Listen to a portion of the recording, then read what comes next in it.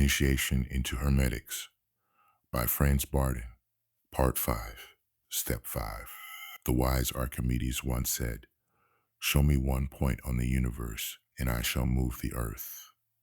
Very few people probably know that this sentence is concealing a great occult mystery, namely the secret of the fourth dimension. As we all remember from our school days, everything having a shape, every body has length, width, and height, definitions that are familiar to us. If in the middle of a form, for example a sphere, we imagine a double crossing, on the crossing spot we get a point, the so-called depth point. Archimedes certainly had this point in mind because it is actually the point of beginning, the starting point, the nucleus of every form. Regarded from this point, every point is symmetrically objective, meaning that it is in its true equilibrium. This is the base of the mystery of the fourth dimension, hence the concept of time and space, of timelessness and spacelessness, and therefore also the secret of space magic. The scholar is advised to meditate very intensely about this problem, and he will be able to open up profundities he never dreamed of, and a high intuition will be his reward. In association with the magical mental training of the Step 5, we shall speak about the space magic. Magic mental training 5. With all the previous exercises, the scholar has achieved a certain capacity of concentration, and he has learned to transform his consciousness at will or to adjust it to any form, and he will be able to see farther and deeper. The instructions of the fifth step shall show us how to transplant the consciousness into the center of any form, beginning with the tiniest atom to the highest universe. In this manner, the scholar not only learns to understand and interpret every form from its center, he will also be taught to master it from the center.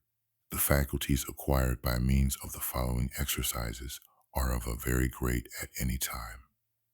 This mental balance is the specific fundamental property of the akasha, or causal principle of the mind. Therefore, let us turn immediately to the practical exercises. Take up your customary position. Now put some larger objects in front of you, perhaps a solid ball, a die, a cube, etc. It will be profitable at first to select objects with full contents. Fix your eyes for a short time on one of these objects, then close your eyes and transfer your consciousness to the depth point, that is, to the center. The transplantation of your consciousness has to be so close that you forget your body entirely. This exercise is very difficult indeed, but practice will make perfect. Nobody should be scared away by failures in the beginning, but keep on working diligently. Man being accustomed to 3 dimensions only, some difficulties will occur at first, but they will diminish from one exercise to the next, and gradually one gets accustomed to concentrate on being in the depth point of any object. If you have been successful in staying for at least 5 minutes with your consciousness in the center of the object you choose, you may go on to the next object. After achieving the same good result, select different objects for exercising, but this time use unsymmetrical ones. Each time you must go so far that you transfer your consciousness in the center of any object and feel yourself as small as a poppy seed, even as an atom. If you can manage this without any disturbance, go ahead to the next exercise, seizing the dimension and shape of the object from your depth point. The smaller you feel yourself, and the more your consciousness is shrinking, all the bigger the circumference or the width of the object will appear to you. From your point of view, the selected object represents a whole universe, and you must hold onto this feeling as long as possible. Once you have managed this exercise free from disturbances with a symmetrical object as well as with an unsymmetrical one, you can turn to another object. You may believe this exercise well performed if you can book the same good success with any object whatsoever. After numerous exercises of the depth point transference, you will attain the capacity to look through any object, and you will intuitively recognize the material as well as the mental structure of such an object. At the same time, you will obtain the faculty to influence every object from the nucleus to load it magically at will, and thus to impregnate the mental sphere of every object with your desire. We have learned in the fourth step to master this problem through the accumulation of vital power from outward to inwards, and this step will teach us to do the same, but in a far more impressive manner, from inwards to outwards. A magician has to obtain the same effect with animals and human beings. He must also manage it with objects that are not directly before his eyes. Consciousness knows no bounds at all. Therefore, he can practice transference to the farthest distance. As soon as the scholar has reached this point, he can start on transferring consciousness into the fourth dimension in his own body, the microcosm, into the akasha principle of his own being. The practice is as follows. You are sitting quietly in your familiar position with your eyes closed. Transfer your consciousness exactly into the middle of your body, into the pit of your stomach, the solar plexus. You must feel yourself as a mere dot, as an atom in the center between the spine and the pit of the stomach. This center is the center of gravity of your body. Try to stay there with your consciousness for at least 5 minutes. You may use an alarm clock to check the time. Regard your body from this point. The more diminutive you imagine yourself, the bigger you will perceive the circumference of your body, which will appear to you as a big universe. At this point, meditate as follows. I am the center of my body. I am the determining power therein. Difficulties in the beginning should not discourage the scholar. Even if he manages it for only a few seconds at first, the seconds will become minutes by constant exercise. The limit for staying in this depth point is 5 minutes. Working through this step, the scholar should be able to transfer himself at any hour and in every situation into this depth point, into the akasha principle, from there perceiving and influencing all that concerns his being. This consciousness transference into the akasha principle is the genuine magical state of trance and represents the preliminary stage of the connection with the cosmic consciousness. I shall describe the practice relating to this linking up to the cosmic consciousness in a further chapter. The magical trance should not be mixed up with the state produced by spiritualistic mediums, provided we have to do with genuine psychical phenomena and mediums of integrity. Mostly, a lot of mischief is done in this line to mislead credulous people. The real spiritualistic mediums bring about their trances whether with the help of a prayer, a hymn, or some other meditation, or through a sort of passivity emptiness of the mind, conjuring up a spontaneous displacement shifting of the consciousness. In this state, it is possible for elementals, deceased people, and certain low beings to induce the astral body together with the material body to manifestations and other undertakings. From the Hermetic point of view, such experiments are to be regarded as a sort of obsession, even if the beings in question should be good ones. The true magician naturally does not doubt the performance of such experiments if they are to be taken very seriously, but he will feel very sorry indeed about these mediums. The magician himself can consciously form connections with beings in quite a different way, being fully aware of what he is doing. Particulars will be given in a special chapter. Magic Psychic Training 5. The practical instructions of the fourth step have taught us to draw the 4 elements from the universe into our body, to accumulate these elements first in the whole body and afterwards in every single part of it, thus producing a tension of elements which we call a dynamite. The body became more elastic with respect to the tension of elements from one exercise to the next, and more capable of resistance against the effect of pressure. This lesson will bring us farther step by step and teach us to project and manage the elements outwards, because without the outward projection of elements, any work in practical magic is inconceivable. We have to give our keenest attention to practical work. Sit down in your usual position. Inhale through the lungs and pores, and with the help of the imagination, press the element of fire into your body. You are inhaling the fire element with the specific property of heat, and you are inhaling empty breaths. If the warmth in your body seems to be very strong, Consequently, if there is a sufficient accumulation of this element, let the element escape through imagination from the solar plexus and fill the entire room you are in with the fire element. While you empty the element from your body, you should have the feeling that your body is completely delivered from it, and the accumulated element has diffused into the whole room, similar to the procedure you followed in the impregnation of a room with vital power. Repeat the accumulation and evacuation several times, and by the emptying, you will accumulate the fire element all the more in the room. As soon as you are free from the element yourself, you ought to feel how the element is amassing in the room and get the sensation of the room becoming very warm.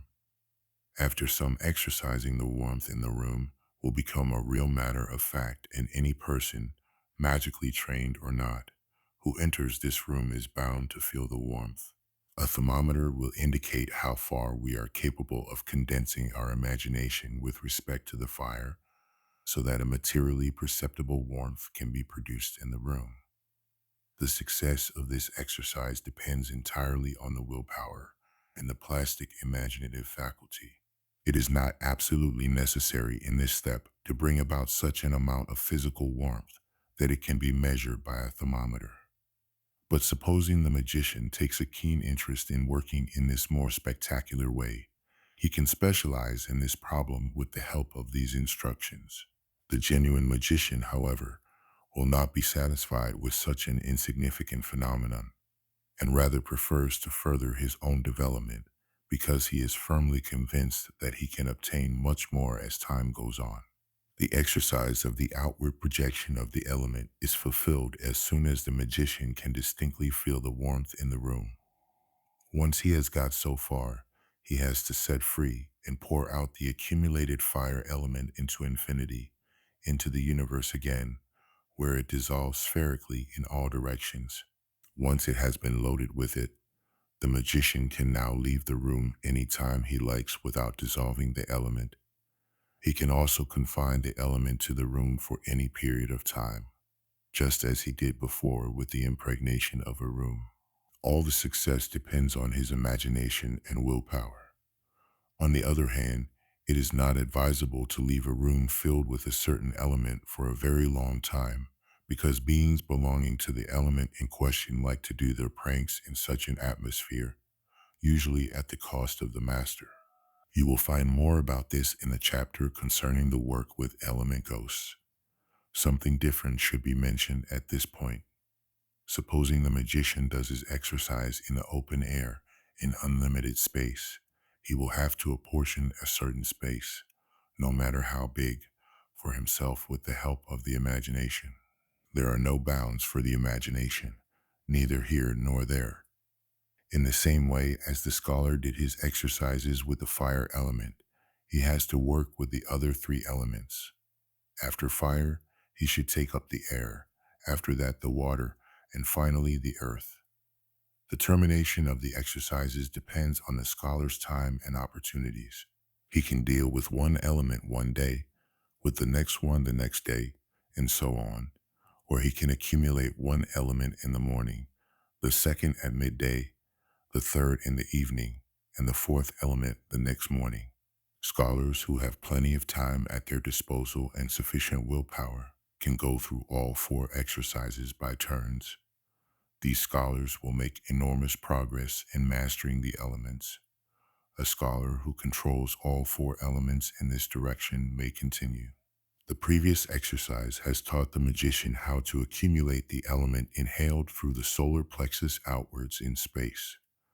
In the following exercise, he will learn how to emit an accumulated element into space, not only through the solar plexus, but through the whole body pour breathing, thus producing an accumulation of elements in space. This has to be practiced with all the elements. The dissolving and scattering into the universe has to be performed in exactly the same manner as described in the previous exercise. As soon as the scholar masters this exercise as well, he will proceed to performing this exercise not only with the whole body, but with parts of the body. Hands and fingers are usually engaged in magic, so the scholar ought to devote his full attention to them He must accumulate the element by pour breathing in one hand or both in such a manner that through a sheer motion of his hand, as if in a flash, he emits the element into the selected space, impregnating it instantly. Repeated practice makes perfect here as well. The scholar should practice this exercise on all the elements and master it. Then he may continue. Sit in your customary position. Inhale the fire element through the lungs and pores of your whole body and accumulate it there until you get the sensation of heat. Now imagine the accumulated fire element forming a fiery ball with a diameter of 4-8 inches in the solar plexus. This compressed ball must be so fiery and shining as to be very similar to the sun. Now imagine this all moving out of the solar plexus and floating free in the air. The sun ought to be imagined as white hot and radiating heat. Stick to this imagery as long as you can. If you come near it with your hands, you ought to feel the heat radiating. Conclude this exercise by dissolving the ball slowly in the universe or by blowing it up by a sudden explosion into nothingness. Both methods should become familiar to you. You have to deal in the same way with the elements of air, water, and finally with the earth element. For the sake of a clearer imagination while dealing with the air element, give it a sky blue color while compressing it. The imagination of water will prove much easier for you. Should you have difficulty with it, however, imagine it in the beginning as a spherical lump of ice. Think of the earth element as a lump of clay. When you have practiced this exercise with all the 4 element balls and have surely mastered it, turn to different shapes of the elements according to the same method. At first choose simple forms such as cubes, pyramids, cones, etc. The exercise is fulfilled as soon as you manage to condense any element you have accumulated in your body in any form and project it outward. Only if the previous exercise can be managed perfectly can the next one be taken up, which is dealing with the projection of elements directly from the universe. The practice is as follows. Sit in your asana position, breathing calmly and without any effort. Imagine that you are drawing the fire element from endless space, the universe, and with it fill the room you are in. Imagine the universe in the shape of an enormous ball from which you are drawing the fire element in all directions to your room. Remember that the fire element coming from the primary source is the most etheric and subtle, and the more you pull it to you, the more dense, material, and hot it will become. You are bound to feel the heat on your body during this exercise. The more compressed and accumulated the element is condensed in the room, the stronger the heat will grow. You should actually have the sensation of being in a baking oven. Now dissolve the element into the infinite by your willpower and imagination. Repeat the same procedure for the air element, drawing it out of the ball-shaped universe down to you from all directions, filling and condensing your room with it. Performing this exercise correctly, you ought to have the sensation of floating in an endless ocean of air, free from any gravity and attractive power. In a room filled in just the described manner, you should feel as light as a balloon. Afterwards, you may dissolve the condensed air element again in its primary substance in exactly the same way you did with the fire element. Do likewise with the water element. Imagine you are drawing this element down to you out of an endless ocean, at first as a sort of cold vapor, which you are condensing more and more the nearer you bring it to your body. Fill the whole exercise room with this cold vapor and imagine yourself in the center of this illusory water element. You must feel icy cold. The moment you are feeling this cold, dissolve the water element again to its original form and let tea stream away into nothingness. In this manner, the magician is able to cool and refresh his room in a few moments, even in the hottest summer days. Now try the same experiment with the earth element. Draw a gray mass, similar to clay, out of the universe. It is becoming browner and browner the nearer you bring it to yourself. Fill your room entirely with this heavy mass. By doing so, you ought to experience the heaviness and cohesive power, as well as its pressure on your body. Having gotten the earth element under your control, dissolve it again into its original material, as you did with the other elements. By now, it is quite evident that the drawing down and materializing of the elements is happening exactly where we concentrated it without the element passing through the body. Everything is evidently occurring outside of our body. The magician is supposed to master both methods perfectly because in some magical tasks, he will need an element which has been materialized through his body, for example, in cases of healing sick people. On the other hand, if he will need the direct, universally condensed element for creating subservient ghosts and elementals. Mastering this practice too, he is qualified to go ahead. The next exercise will be to draw an element out of the universe, not however to fill a space as described in the previous exercise, but to condense a self-selected form, similar to the exercises where forms of the elements had been condensed in the solar plexus and kept outside the body, floating in the air. The difference being that the formation of the shape does not take place inside the body, but immediately during its floating in the air. Consequently, the magician must know exactly how to produce a fireball, a ball of air, one of water, and an earth ball. If he has achieved this performance faultlessly, he has to shape different forms from the elements floating in the space and let these forms dissolve again in the universe after some time. All the time he ought to feel the specific property of the element he is working with quite distinctly. He should be able to induce even a layman or ignorant people to see and feel the element in question.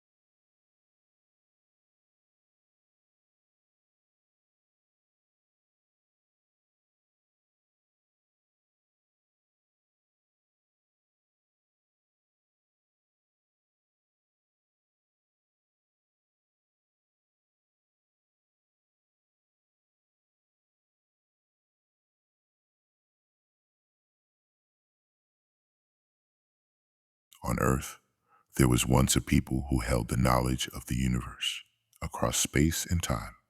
They were the Israelites. Over time, their wisdom was scattered among all nations, with each taking a piece. In the end, this left them destitute. Now, listen to this profound wisdom passed down through great works, presented in your voice, from your own perspective, from the perspective of the Israelites themselves. For early access to chapters and full audiobooks, consider becoming a member. For just $10 per month, you can unlock exclusive access to this priceless wisdom, once stolen from our ancestors. Hear their voices through your own as you join us on this journey of discovery and reclamation.